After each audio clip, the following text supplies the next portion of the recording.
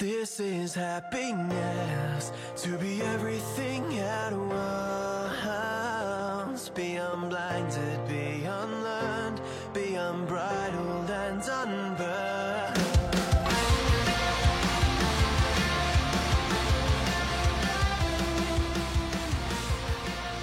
Hey everyone, and welcome back to a brand new episode of Mood Prep. My name is Dave Nixon, and today we're going to go through a couple of things that I want to talk about in relation to World Mental Health Day. So today is actually World Mental Health Day, not the day of the release of this podcast, unless you're on another part of the world maybe. But here in Australia right now, on the day that I'm recording it, it's World Mental Health Day, I believe, is the term. Now, mental health has been, I suppose, at the forefront of conversation in many areas for quite a long period of time, I suppose, in recent times. And there's a lot to discuss, and there's also a lot to understand and unpack as well. I have many different sort of perspectives on mental health in different facets of life. I'm going to try and do my best to keep it short. I'm going to basically share 4 things with you about it that I think is important. One of them actually being something that I shared on Instagram today as well.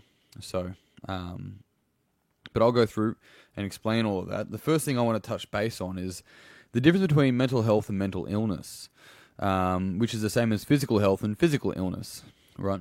And so we want to understand that when we talk about mental health, we want to be able to bring it forward in a very, even though it's about subjective, objective manner. We ideally don't want to shift it towards thinking that mental health is mental illness, because it's not. It's not. Mental health is the level of health that your mentality is at. Now, if we have this stigma to think that mental health always means illness, then we're forever going to be talking about mental illness dressed up as mental health. Really important distinction to understand that mental health doesn't mean negative. It's really interesting that when we get a group of people, majority of people, when I say mental health, will more bring up things such as anxiety, depression, are the first things that come to mind. When we talk about physical health, the first things that often come to mind are things like exercise, gym, etc. So you can see that if there was to be a positive and negative space, that often the negative connotation is given to the term mental health. So mental health is different to mental illness. We want to be able to see mental health as what it is, not as mental illness. Remember that dis-ease, right, is a dis-ease in whatever's occurring in the body or mind, okay? And it's also understanding that our physiology interacts with our state being emotional, mental state. And our mental emotional state actually impacts our physiology, and so they actually interplay with each other. And so we can hack the mental game with our physiology, and we can hack our physiology through our mental game. And if we're able to actually see our mental game and our physiology for what it is, then we can really take control of both of those things. So a really powerful thing is understanding that mental health and mental illness, 2 very different things. Well, they should be seen as 2 different things. The other thing that I want to point out here is responsibility.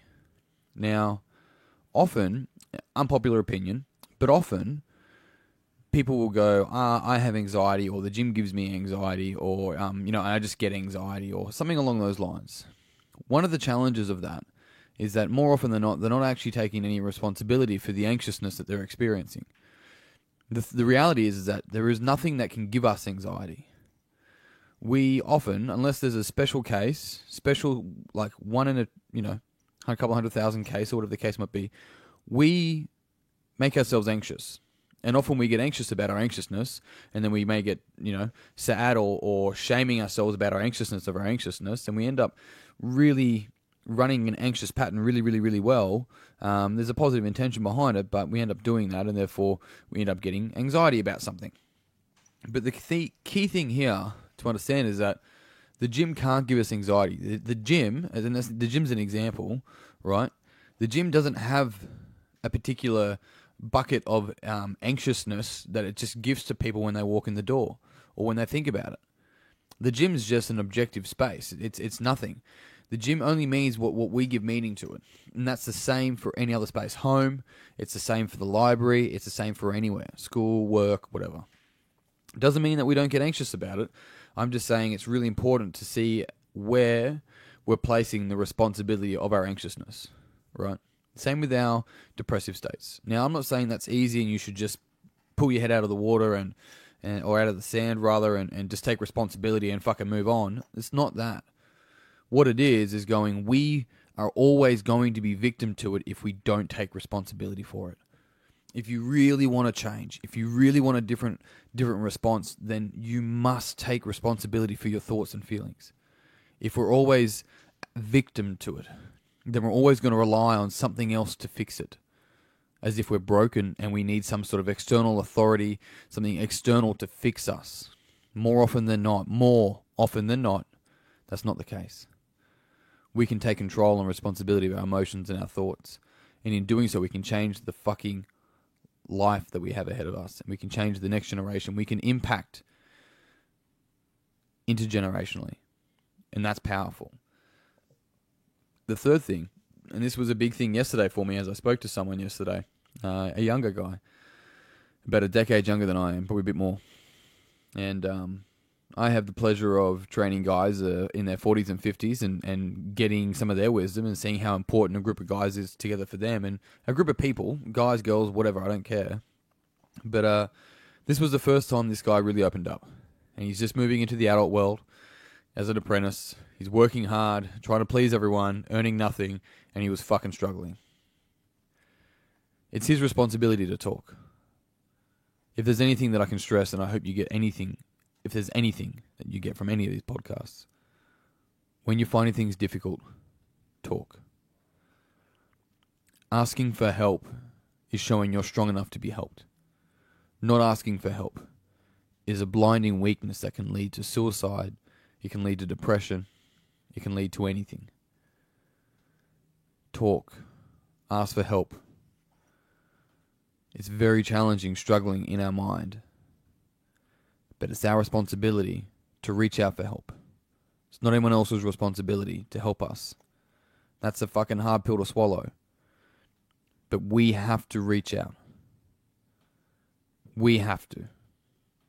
Even at your weakest point, there are people everywhere, and there are people everywhere. But you have to speak up. You have to be brave enough to put yourself out there and speak up. And I admire anyone that does that. Anyone.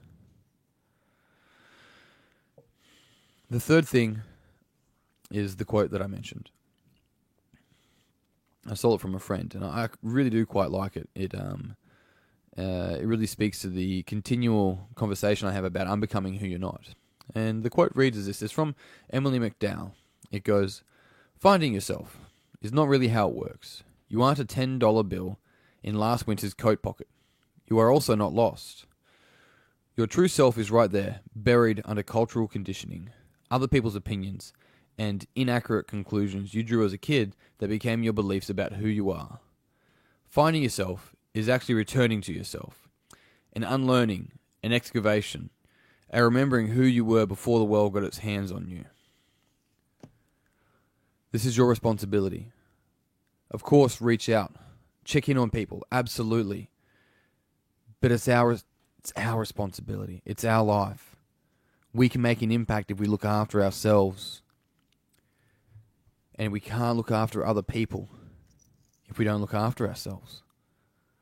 So if you're in a position to do so, then look after yourself. Don't rely on other people to do it because...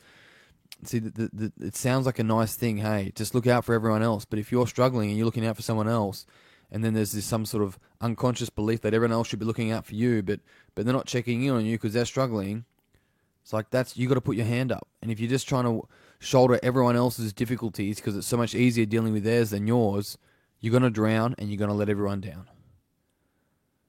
Your health is your responsibility. Put your hand up. There are people out there that love you. On that note, team, I'm done. If you found this podcast beneficial, it would mean the world to me. If you'd pass it on to someone else that you think would also find it beneficial. If you haven't already, you know the deal. Mood Prep Community. It's on Facebook. Check it out. I'll see you guys soon. To be everything at once, be unblinded.